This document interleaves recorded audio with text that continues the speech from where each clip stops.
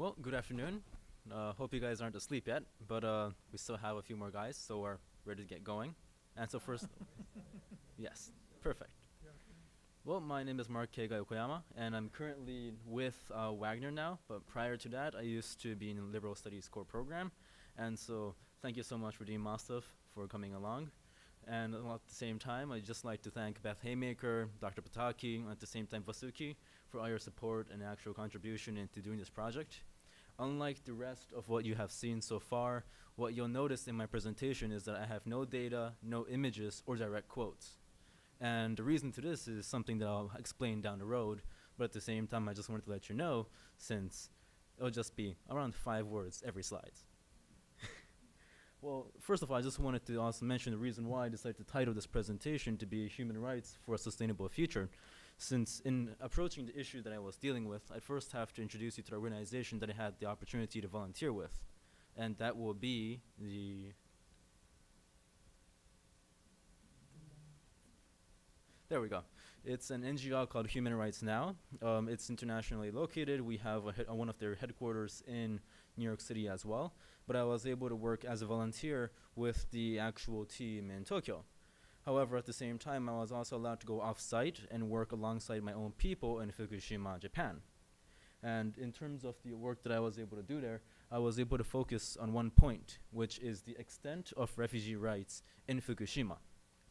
And if I could take you back along a few years back, we see how in the nuclear disaster of March of 2011, we saw around 80,000 people from Fukushima forced to become nuclear refugees and vacate their own homelands. And since then, for the next 6 years, these refugees were forced to live in temporary housing areas, but with still the aid from the government themselves. However, from then, in the year of 2017, the free housing programs by TEPCO, which is the Tokyo Electric Power Plant, which created the disaster itself, was terminated. And so these individual refugees had no choice but to find housing for their own. And at the same time, for the next 12 months, they were still allowed to gain economic incentives to stay wherever they decided to relocate in. However, in March of 2018, their entire right to not only stay in the area that they were staying in terms of their economic incentive, but also their right to travel through their highway passes has been revoked. And so by the time I arrived there this summer, it was around, let's say, June. There's nothing I could do almost in terms of policy, since the damage in a way has been already done. And so my entire experience as the individual who was in the front lines in Fukushima to work on these policy issues were based on 3 things: damage control, and damage control. And these things began simply by understanding how we had different cultural stigmas applied to different types of areas of Fukushima as well, and how we had a huge cognitive dissonance between what the individuals experienced inside Fukushima within their 20-kilometer radius zones and also outside of Fukushima as well. And so looking at the overall issue that we couldn't really even mention due to the fact that there was a huge social pressure around an issue, I could gain individual testimonies from individuals, but at the same time fail to actually distribute it or even, in a way, give it to other people. And so therefore, we couldn't publish individual testimonies all the way into collective actions that were taken. And although we have events that we were able to conduct in numbers up to 1,000 people, the entire outcome that we saw were something that we could not talk about as much as we wanted to. Since 1, the refugees themselves did not want to be identified as refugees. 2, the fact that they were nuclear refugees would affect their entire social status, as there was an entire misunderstanding within the Japanese citizens that there were some individuals who were gaining more money than the other rest of the citizens who could not gain actual economic incentives from the government up until this point. So knowing these things, there were only a few things I could actually do. And one of them was to address the environmental health concerns, which in the state that we saw, the individuals who were forced to return to these to their actual own houses lived in areas that had around 20 millicelvieters per year, which in a way is around 15 meters above what the actual international baseline was set for how safe it can be for individuals to live in a certain area. And so clearly there was a public health issue. However, at the same time, we were conducting different types of tests through different areas inside Fukushima. And through our entire tests and trying to look at different types of local food that we grew, we saw that the food that we were able to grow in Fukushima was in fact safe. However, the problem were more based on how the entire perception around Fukushima and the food produces that we have being so, in a sense, toxic due to the radiation exposure we had, that individuals were no longer buying it. And all the exhaustive marketing efforts that we were able to engage ourselves in was just not paying off.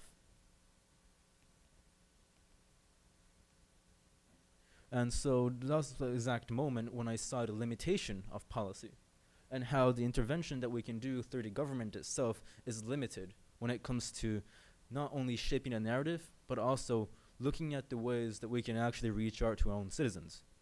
And this is the moment that I realized that we had to find a way to reevaluate how governance structures work, not only inside the mayoral level, but also in the federal level when it comes to higher state powers.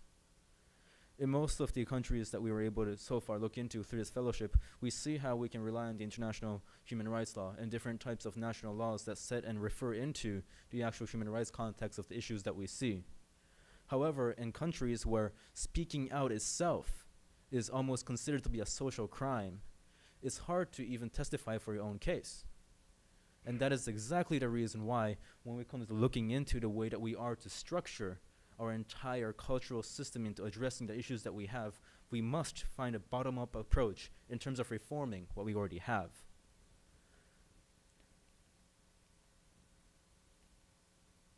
And that is the reason why, in the end of my entire individual research project that I was allowed to conduct and had the privilege to actually engage myself in, I reached the conclusion where we have to apply the principles that we see in conventional businesses onto what we can see into the government, so that we can apply that also onto our local NGOs as well, which is all founded along the 3 lines of governance, risk management, and compliance. If we were to apply these 3 principles and take it into the extreme levels, an extreme meaning just to make sure that we can follow it properly, we at least will be able to have a general baseline understanding of the scientific facts behind the environment that the individuals live in. And that was the main takeaway that I was able to have, since the rest of the entire experience was based on the pro-con evaluation. The pros are based on how we can actually interact with individuals who need assistance. The con is the more we interact with these individuals who are in need of assistance or even try to write papers about them, we expose them socially. So we may improve their livelihood, but at the same time, we put them at risk. And we don't really get to think about what kind of livelihoods they get to live afterwards if we are researchers, since we get to leave. But originally, I'm also born and raised in Japan and in Fukushima. I lost my house with these fellow people of Fukushima in Japan. And as an individual who is going to go back home in next year, I get to be with them and actually share my experiences with them. However, even if I were to share my experience of being in an international university, there are limitations to that, since even disseminating information on social media leads to further exposure. Writing an academic paper about it leads into situations in which normal individual citizens don't have exposure to it or don't have access to it.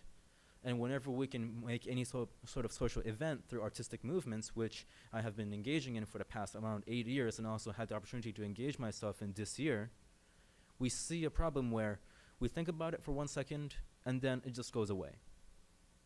And so the entire experience that I was able to have is based on how we can actually look onward. And it's extremely fundamental and very, very down to the core in looking how, 1, we need an accurate map to show which area of Fukushima is actually dangerous, because even to this day, we don't have a proper, accurate map that shows which area inside the region that we live in is dangerous. 2, we need to find a way to restructure the governance structure that has been done in terms of the financial markets within Japan, especially since June of this year, but at the same time into the legislatory group. And the third being how individually we must find a way to cope with the actual fact that no matter how much we were to seek aid or even support as refugees, no matter how much we try to even show our pain or even share that, sometimes even having other researchers come in all these efforts, in the end of the day, we have occasions where we are no longer able to use it for the betterment of what we can do. And so the question is, well, what can we do? And to that answer, I realized how we had these different citizens who never protested, never posted a single thing, but all they ever did in my own hometown and also in the forefront of the nuclear Daiichi power plant was to just volunteer all the way through. And it's something not everyone can do, but it's also engraved in all of our not only humanity, but also in our culture to help one another as well. And now with the Olympics coming up in 2020, we have another opportunity to see that. And we've been seeing an influx of population, and we hope to see that again. So thank you for this opportunity.